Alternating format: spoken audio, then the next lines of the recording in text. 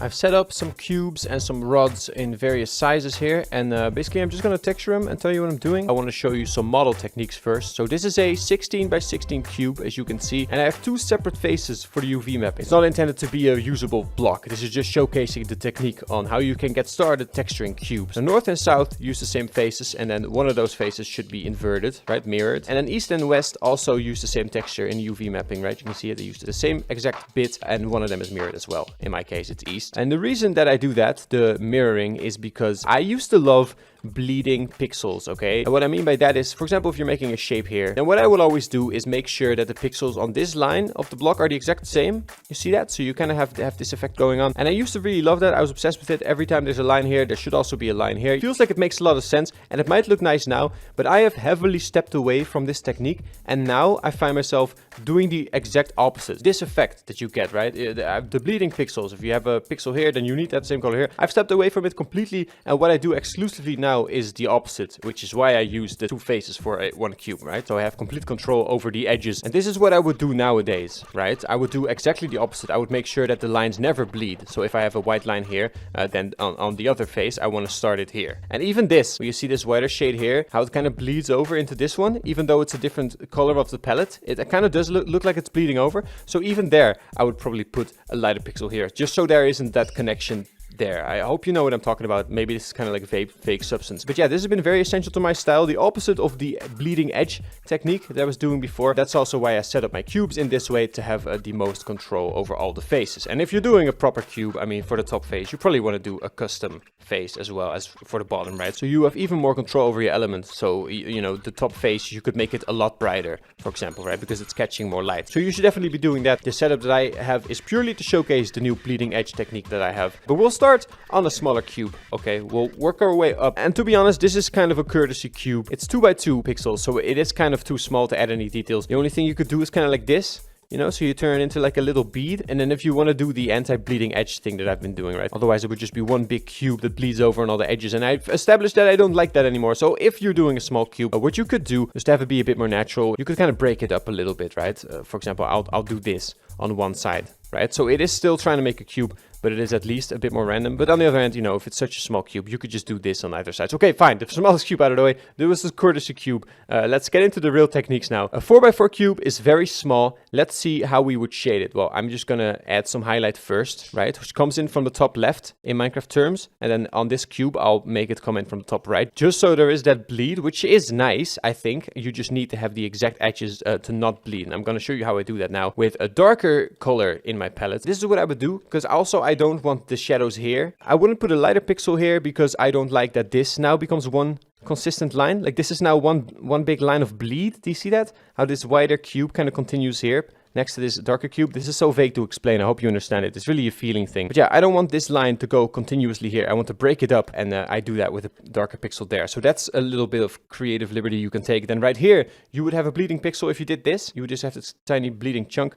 We don't want that, so I'll make this longer on that side. And then here we have kind of a dilemma, right? Because this would also create a bleeding pixel like that. And also it doesn't look nice in the line here. And it's a small cube, so we can't really shape it how we want, but we can prevent the bleeding edge thing by doing a darker pixel up here. So we kind of have the same technique going on as right here, where you break up the line, except here the darker 2 pixels are on the bottom. And right here the darker pixels are on the side, right? And that kind of breaks up the edge bleed over here. And I'd probably rotate this, actually, because I do like it if there's like dark and dark next to each other. It just shouldn't be the exact same, like the line that continually goes through. You gotta break up those lines, I really feel like. But other than that, it's basically done, right? This is such a small cube, there's not much shade you can do. I could add one more lighter color, maybe add a little dot.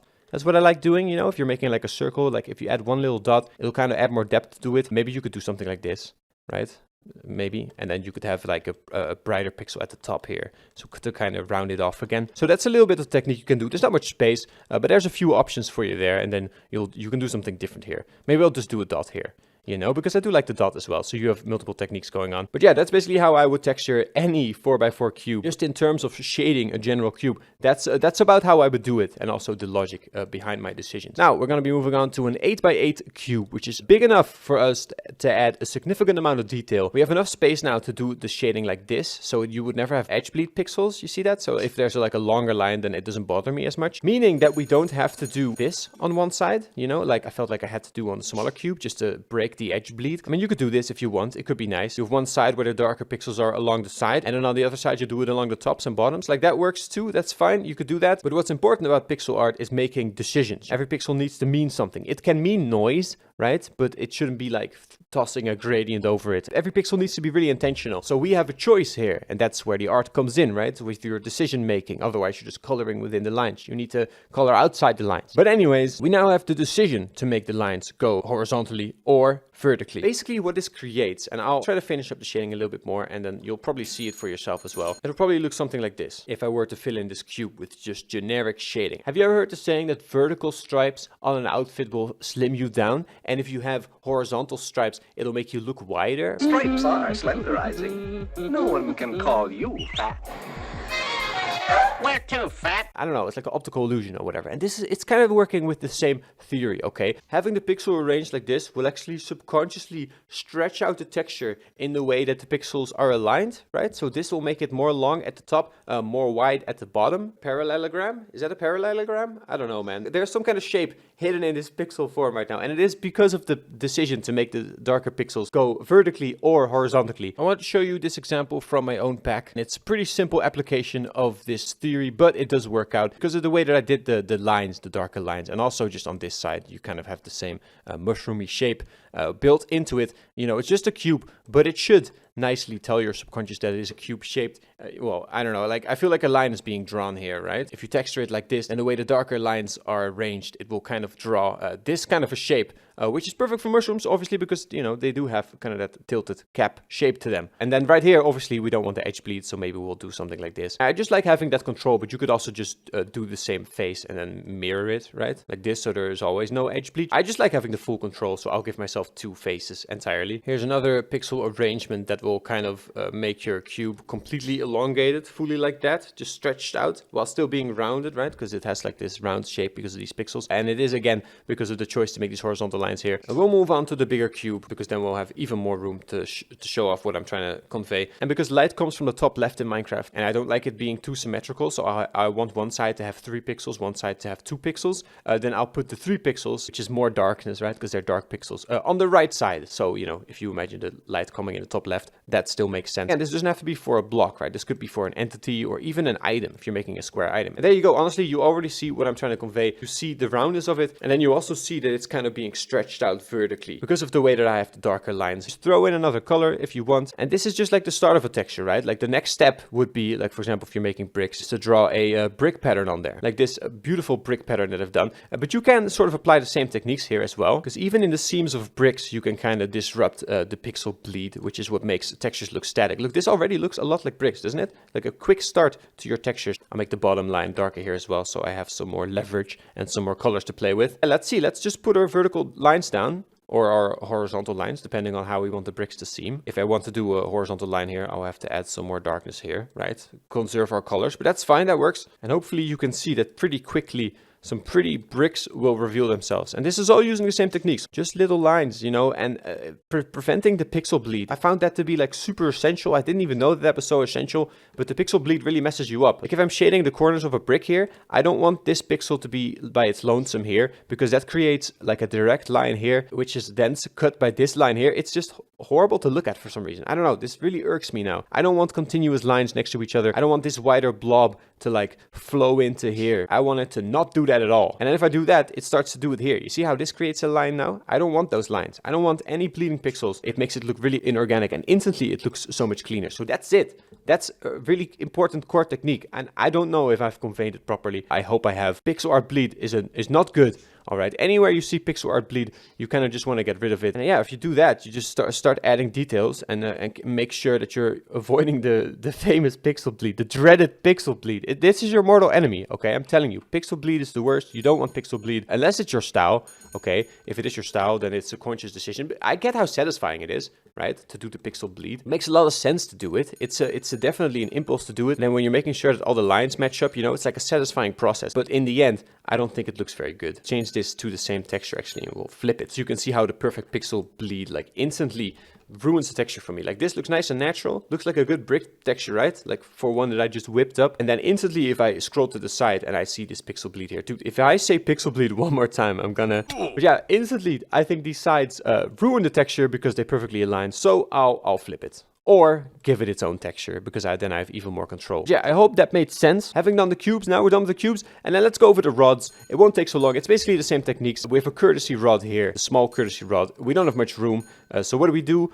Well, we don't want pixel bleed, obviously. So something like this, all right? This already kind of creates the line that I don't like. But there's not much to do about it, you know? It's a small rod. This is like the best you can do to prevent the pixel bleed. And at that point, maybe some pixel bleed might be better than, well... I don't know, this looks kind of natural, right, doesn't it? What else can we do without causing pixel bleed? Look, we can do a pixel here.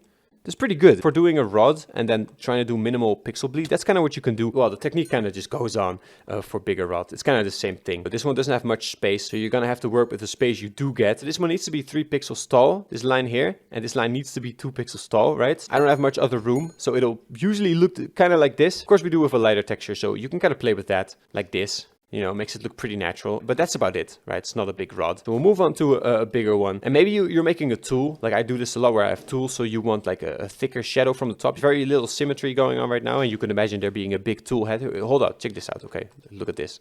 Perfect. They were made for each other. Look at that. meet your match. So there's a big tool that we're making, right? Just imagine it. This is the handle for it, and then this is the top, and the top is casting a shadow on the handle, so that's why we're thickening it up with the dark colors here. But if you're making a rod and it's supposed to be light at the top, just end it with a light color at the top. You know, you could do that. It'll look something like this. Now you got a rod without something on top of it that's casting a shadow, but in this case we're doing a tool handle. So the top of our rod as well as the bottom, because it's the bottom, right? It's always dark. It is nice and dark. Look, we have extra space now, so we can prevent the pixel bleed here. Draw a big line like that, and then when we go in with our lighter color, we'll actually unlock a little bit of space as well in this big dark line. So you can go back with this color and kind of just change it up like that. Make sure there's no pixel bleed. And voila, it's already done. This is how you make tool handles in my style. No pixel bleed. I don't want to see it and I'm not seeing it. I think it looks great already. And then we have the last one, a big old rod. It's basically a cube. I mean, cubes, rods, they're kind of the same thing. They're not. Whatever, you get what I mean. Because it is such a long thing, if we're going to add darker pixels, we could choose to do them horizontally. It doesn't really make sense considering the shape of the thing, because it is so vertical. It makes more sense to work with that shape. So we'll probably do them like this, all right, the darker pixels. And this could be for, I don't know, maybe you're texturing like, I don't know, like the sail of a ship and you need a big mast, all right? I've done that a bunch, right? I've made a bunch of Ravager variants. I had to texture and the sticks, and then I'll take a lighter texture and maybe I'll already bring it in here. I mean, come on, this is why pixel art's kind of like a science, all right? It is very much like art because you still need to make decisions. I mean, that's where the art comes in, making the decisions, but it is also very much a science. So this is it. Texturing a big rod, you know, for simplicity's sake, I'll give this the same texture as that, and then I'll just flip it. So there is no pixel bleed. Here, look at that. Ugh, all the pixel bleed. Yucky pixel bleed, huh? Don't you guys think instantly? Doesn't it turn you off? Maybe not. This is what I've developed. I hate it. So I'm gonna flip it and look at that. Boom, a big old rod, a bunch of big old rods. All right, this is what I've done for you. Kind of a vague tutorial explaining some stuff that I have in my mind's eye. I don't really know if I translated it well, but if you're watching up until this point, then I don't know, you must have gained something out of it. I'll try to take some piece out of that. This has been on my mind for a while. I'm texturing this, I'm seeing myself do it, and I'm like, this is so formulaic. How can I explain this? Is this how I do it? I guess. But is it the best way? Who knows? Either way, like and subscribe, please. And show this to your pixel art friends. And comment below what sort of videos you want to see next. Alright, is that everything I can say? Oh, if you want to support me, you can become a channel member, right? No? Alright, have a nice day. Bye-bye.